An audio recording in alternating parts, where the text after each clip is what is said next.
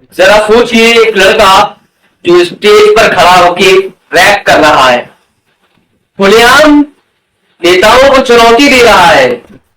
वही लड़का कुछ साल बाद चुनाव लड़कर राजनीति के सबसे बड़े नेताओं को चुनाव में हरा देता है। सिर्फ 35 साल की उम्र में वो पूरे देश की राजनीति को हिला देता है।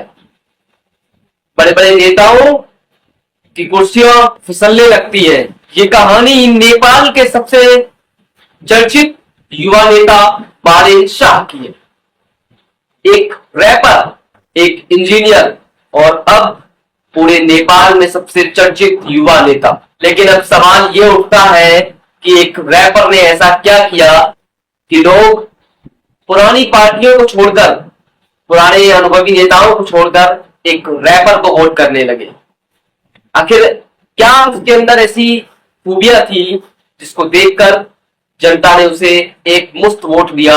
आइए जानते हैं उस बालेन शाह की पूरी कहानी।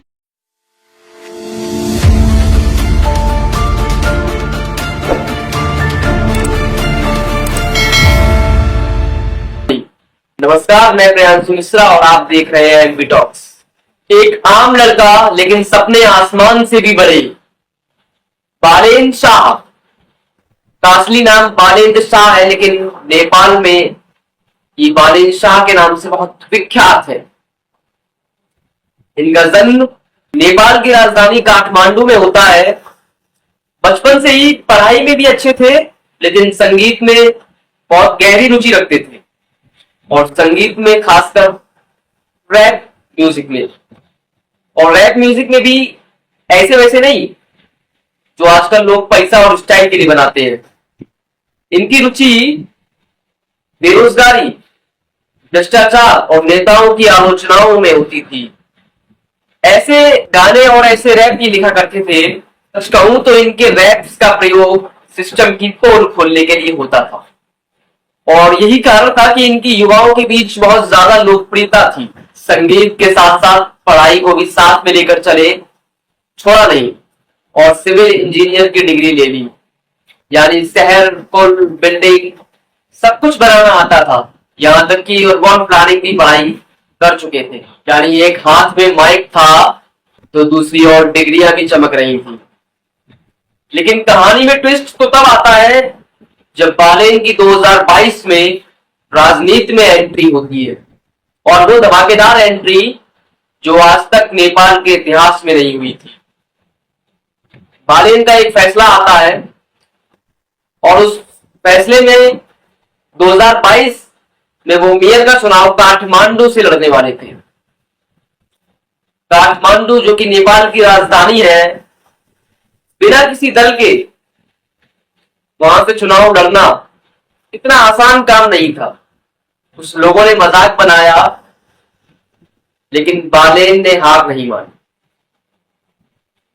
चुनाव का दिन आया, सामने बड़े बड़े नेता, अनुभवी नेता थे और बड़े बड़े सत्ताधारी और बड़ी बड़ी पार्टियां मैदान में थी।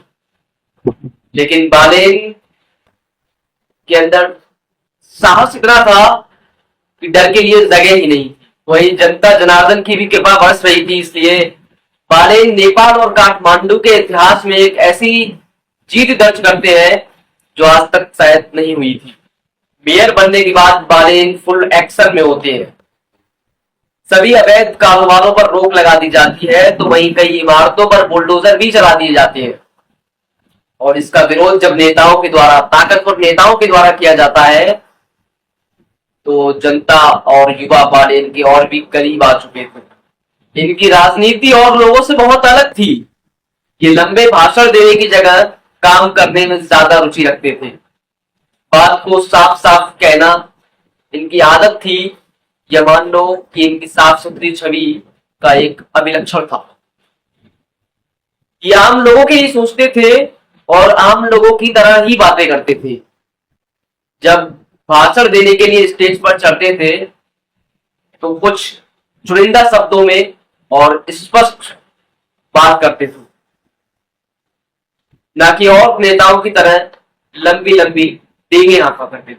और फिर धीरे धीरे यही सिलसिला बढ़ता गया और बालेन प्रधानमंत्री की दौड़ में आगे आ गए। हाँ, काठमांडू में पूर्व प्रधानमंत्री केपी शर्मा ओली को चुनाव हराने के बाद बालेन की पार्टी ने एक ऐतिहासिक जीत दर्ज कराई और उनकी सीटें भी काफी अच्छी आई और प्रधानमंत्री की दौड़ में सबसे आगे आ गई।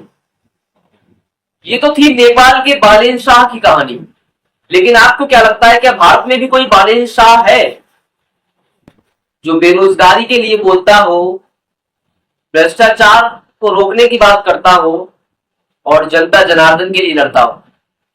क्या है ऐसा कोई नेता भारत में जो उभर रहा हो या जिसकी उभरती हुई छवि हमें देखनी बाकी हो? कमेंट करिए उसका नाम, और अगर वीडियो पसंद आया हो तो सब्सक्राइब जरूर करें।